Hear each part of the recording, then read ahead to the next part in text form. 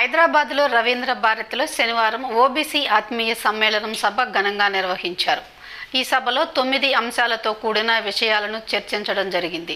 ఈ సందర్భంగా పలువురు మాట్లాడుతూ కేంద్రంలో ఓబీసీ మంత్రిత్వ శాఖను ఏర్పాటు చేయాలని డిమాండ్ చేశారు. అంతేకాకుండా ఆల్ ఇండియా నీట్ మెడికల్ అడ్మిషన్లో 27% రిజర్వేషన్లు అమలు చేసినందుకు కృతజ్ఞతలు తెలియజేశారు. मंडल आयोग की रिपोर्ट जैसे कि तैसे रखी रह गई, किसी ने उसको लागू करने का प्रयास नहीं किया। संसद में बहस होती थी, विभिन्न राज्यों से आवाजें उठती थी, लेकिन कभी किसी ने उस पर भी ध्यान नहीं दिया। 1990 में जब देश के प्रधानमंत्री विश्वनाथ प्रताप सिंह हुए,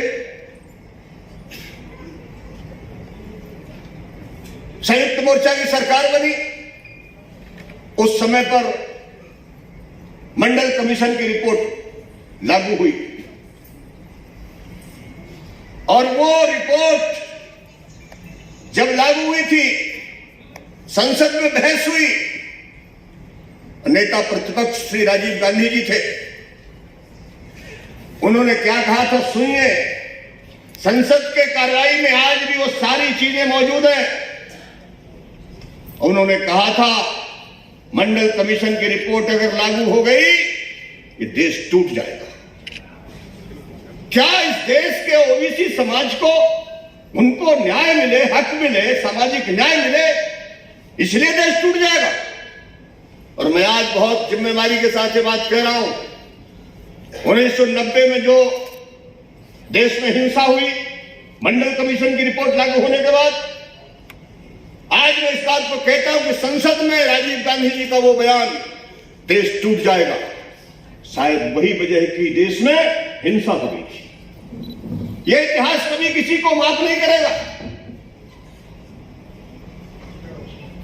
इतना बड़ा समाज अंग्रेजों के जमाने में जब 1931 में जनगणना हुई थी तो 52% देश में ओबीसी समाज था।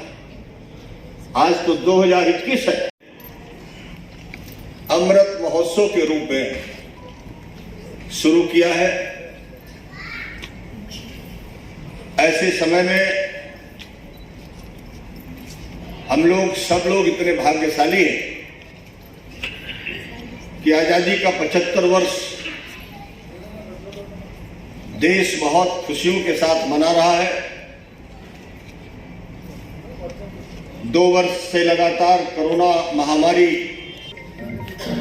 30 करोड़ लोगों का ये मुल्क है। इसमें हिंदू भी है, मुस्लिम भी है, सिख भी है, ईसाई भी है। सभी धर्मों के लोग, सभी वर्गों के लोग, गरीबी के लोग भी हैं, अमीरी के लोग भी हैं।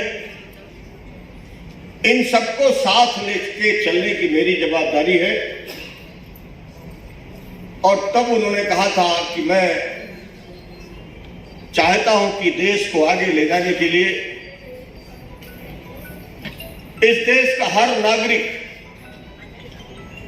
हर रोज अपना एक कदम देश के खातिर अगर देगा तो ये देश हर रोज 135 करोड़ कदम आगे बढ़ेगा। जो देश 135 करोड़ रोज आगे बढ़े वो दुनिया का सिरमौर देश जरूर बनेगा, समस्या मुक्त भारत बनेगा, ऐसा उन्होंने आह्वान किया था। और तब उन्होंने कहा था सबका साथ सबका विकास।